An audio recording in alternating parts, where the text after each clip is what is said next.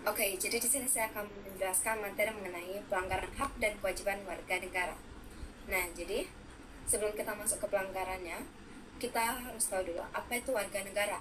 Nah, jadi warga negara menurut pendapat dari Korniamanto S, warga negara adalah anggota negara yang memiliki status khusus mengenai negaranya, memiliki interaksi hak dan kewajiban yang berbentuk timbal balik mengenai negaranya.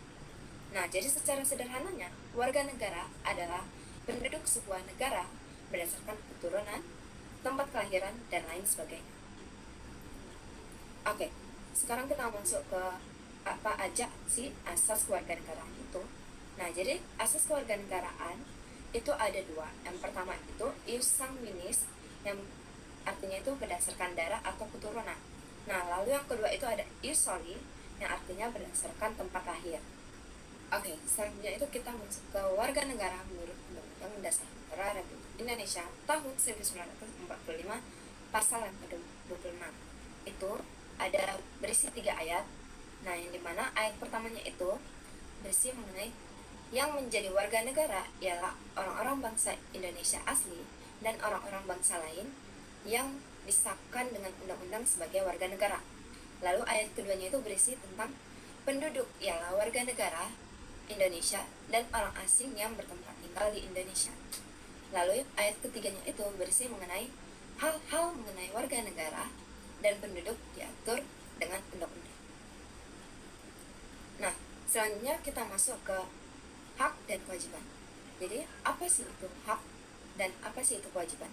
Nah, hak itu adalah segala sesuatu yang harus didapatkan oleh setiap orang yang telah ada sejak lahir atau bahkan sebelum lahir. Jadi, hak itu sudah kita dapatkan sejak kita lahir atau bahkan sebelum kita lahir. Nah, lalu apa sih itu kewajiban? Kewajiban itu adalah segala sesuatu yang harus kita laksanakan, yang dimana ini tuh merupakan suatu kewajiban dan keharusan yang mutlak harus kita lakukan. Nah, selanjutnya kita masuk ke dalam substansi hak dan kewajiban dalam Pancasila. Nah, jadi nilai-nilai Pancasila itu dapat dikategorikan menjadi 3. Yang pertama itu ada nilai dasar, lalu yang kedua itu ada nilai instrumental, dan yang terakhir itu ada nilai praksis. Nah, nilai dasar ini itu adalah hakikat dari nilai-nilai abstrak Pancasila. Itu kayak misalnya ketuhanan, kemanusiaan, persatuan, kerakyatan, dan juga keadilan. Nah, nilai dasar ini itu dia bersifat universal, tetap dan melekat pada kelangsungan hidup bernegara. Lalu kalau untuk nilai instrumental itu adalah penjabaran dari nilai dasar yang berbentuk peraturan perundang-undangan dan norma hukum. Nah, lalu kalau untuk nilai praksis, dia itu merupakan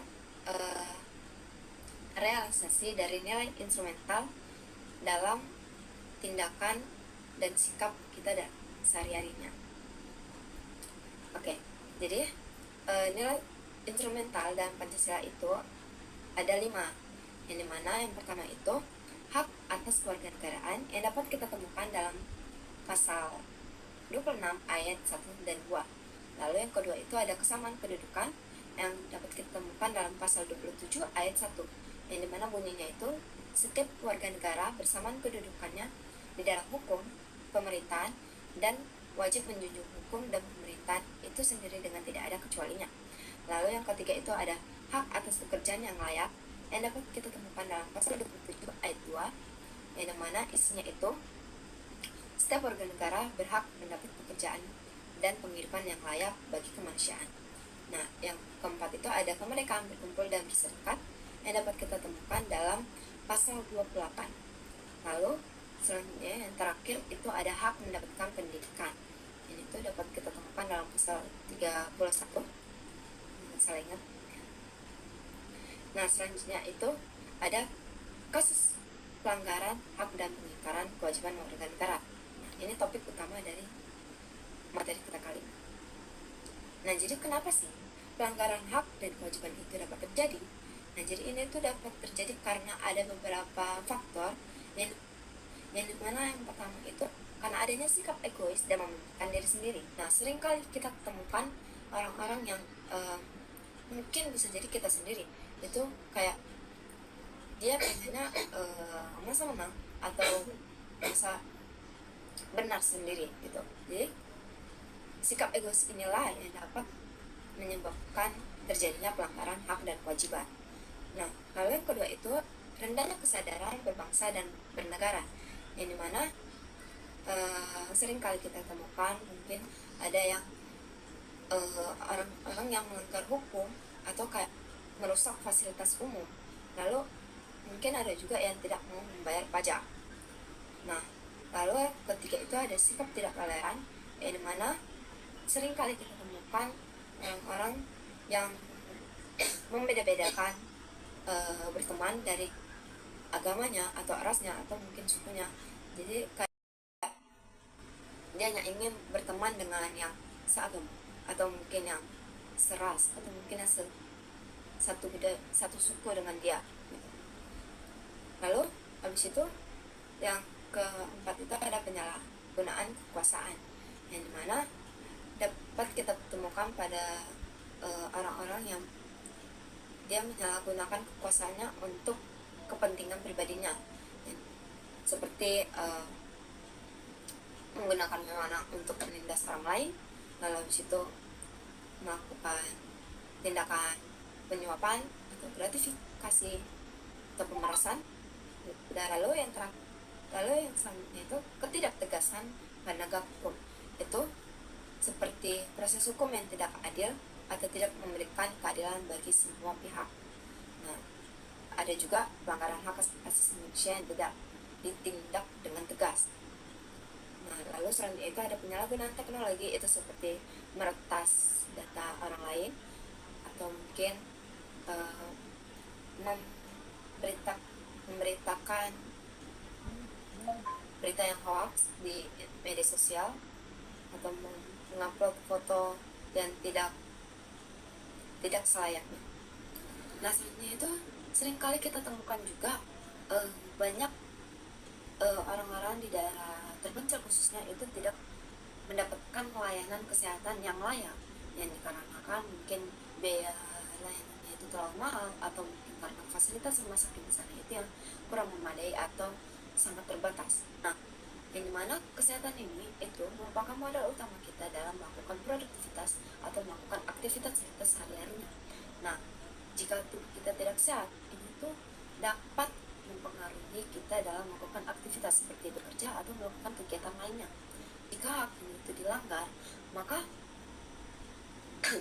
dapat menyebabkan meningkatnya kematian yang disebabkan karena penyakit ringan yang tidak tertangani. Lalu produktivitas nasional itu semakin menurun karena masyarakat sering sakit.